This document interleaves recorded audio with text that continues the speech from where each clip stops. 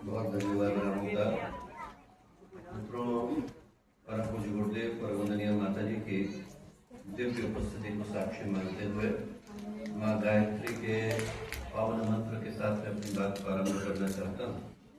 माँ गायत्री का ये पवित्र मंत्र, पुनीत मंत्र, पावन मंत्र भारतीय आध्यात्मिक संपदा का एक ऐसा पवित्र मंत्र है जो 3 संदेशों को लेकर के अवतरित हुआ है। माँ गायत्री को हम लोग तृप्ता कहकर के पुकारते हैं और माँ गायत्री के वो जो 3 चरण हैं वो मनुष्य को जीवन में आगे बढ़ने की, ऊपर उठने की और अच्छा करने की प्रेरणा प्रदान करते हैं। और वैसा करने के पीछे का कारण बड़ा स्पष्ट है कि जो मनुष्य का जीवन है इसमें पतन स्वाभाविक है और उत्थान कष्टसाध्य है। व्यक्ति यदि जीवन में नीचे गिरना चाहे तो उसे गिरने के लिए किसी प्रयत्न की, प्रशिक्षण की, पुरुषार्थ की आवश्यकता नहीं। तो जीवन में ऊपर उठने के लिए व्यक्ति को संकल्प की, संरक्षण की और सार्थक मनोदशा की आवश्यकता होती है। पानी का एक गिलास कोई ले, पहाड़ के ऊपर लेकर के जाए, हल्का सा धक्का मारे, उसे धरती का गुरुत्वाकर्षण खींच करके ले जाता है। पर उसी पानी को यदि पहाड़ी के ऊपर ले जाना हो तो आपको पाइप की व्यवस्था बनानी पड़ेगी, बिजली की व्यवस्था बनानी पड़ेगी, मोटर जुटानी पड़ेगी। जीवन में नीचे गिरने के लिए किसी प्रशिक्षण की आवश्यकता है। सड़क पर कोई व्यक्ति जा रहा हो, कोई आकर के उसे चाकू मार दे तो चाकू मारने के लिए उसे किसी यूनिवर्सिटी में ट्रेनिंग लेने की आवश्यकता नहीं कि दुनिया का सबसे अच्छा चाकू मैं ही मार सकता हूँ। पर उस घाव को भरने के लिए व्यक्ति का क्वालिफाइड डॉक्टर होना अनिवार्य हो जाता है। जीवन में गलत करने के लिए कहीं किसी से पूछने की आवश्यकता नहीं होती। दोस्तों, वातावरण का प्रवाह, समाज की दिशा, हमारी बुरी आदतें और हमारे कुसंस्कार हमसे गलत अपने आप करा देते हैं। पर जीवन में अच्छा करने के लिए व्यक्ति को अपने हृदय में संकल्प को, साहस को जन्म देना पड़ता है। ईश्वरीय शक्ति के संरक्षण की आवश्यकता होती है और मनुष्य को अपने जीवन को निरंतर एक सार्थक मनोदशा में लेकर के चलना होता है, तब जाकर के परिणाम प्राप्त हो पाता है। महाभारत में कथा आती है, दुर्योधन, युधिष्ठिर, दोनों के चाचा एक थे विदुर। विदुर ने दुर्योधन से पूछा कि एक बात बता, तू और तेरा भाई युधिष्ठिर एक ही गुरुकुल में गए, पढ़ाने वाले गुरु एक ही थे, द्रोणाचार्य, कृपाचार्य, और दोनों ने आप दोनों को एक ही तरह की शिक्षा दी। तो क्या कारण है कि जो आपका भाई है वो तो सारे काम धर्म के करता है और आप सारे काम अधर्म के करते हो, ऐसा क्यों? दुर्योधन बोला, जाना कि धर्मम न चले प्रवृत्ति, जानता हूँ कि धर्म क्या है, करूंगा नहीं। जाना भी अधर्मम न चले निवृत्ति, जानता हूँ कि अधर्म क्या है, छोड़ूंगा नहीं। केनोपि देवेन हृदय स्थितेन यथा नियुक्तोस्मि तथा करोमि। ऐसा लगता है कि कोई अंदर आकर के बैठ गया है और जब हम नियुक्त कर देता है वो करने के लिए मैं बाध्य हो जाता हूँ।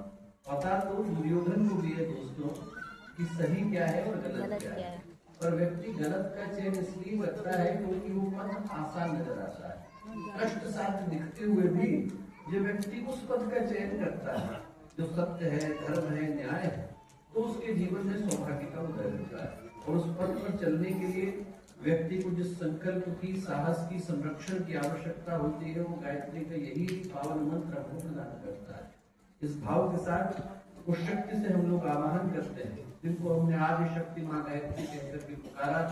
सद्ज्ञान, सद्भाव, सदकर्म, सत्प्रवृत्ति को प्रदान करने वाली माँ गायत्री, उनसे एक ही प्रार्थना कि हमारे जीवन में, हमारे जीवन के अंधकार से भरे क्षणों में जब हमें प्रकाश की किरण की आवश्यकता हो तो आपका आशीर्वाद, आपका अनुग्रह, आपकी अनुकंपा मेरे इस निर्बल मन को वो सफलता प्रदान करे जिसके आधार पर व्यक्ति इतिहास की पृष्ठों में, इतिहास की पुस्तकों में अपना नाम गौरव के साथ लिख करके जाता है। हम धरती पर दोस्तों जनसंख्या बढ़ाने के लिए नहीं आए, एक उस विरासत को रचने के लिए आए हैं जिसको रचने के बाद मनुष्य अपने कर्मों पर गौरव को करता हुआ उठता है। इस जिंदगी में 2 ही दिन मूल्य के हैं, एक तो वो जब आप पैदा हुए और दूसरा जिस दिन आपको पता चलता है कि क्यों, जिस दिन आपको आपके जीवन का उद्देश्य उस उद्देश्य को प्रदान करने में गायत्री का ही पावन मंत्र है। एक बार स्थिर चित्त, शांत मन के साथ उसी शक्ति का आवाहन जो सद्ज्ञान, सद्भाव की देवी है माँ गायत्री का पावन मंत्र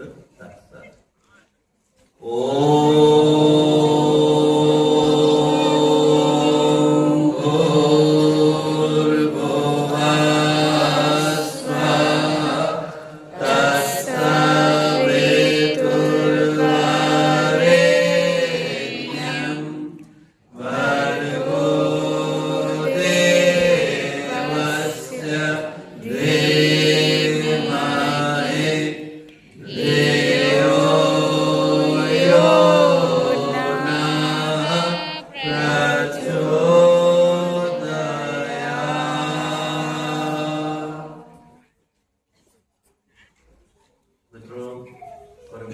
गुरुदेव परमवंदनीय माता जी के दिव्य संरक्षण में आज का एक अत्यंत ही महत्वपूर्ण अवसर, एक ऐसे संकल्प को लेने के लिए हम लोग यहाँ आकर के एकत्रित हुए, जिसकी आवश्यकता मात्र आज नहीं बल्कि हमारे जीवन के अंतिम सांस तक राष्ट्र के जागरण की पुकार।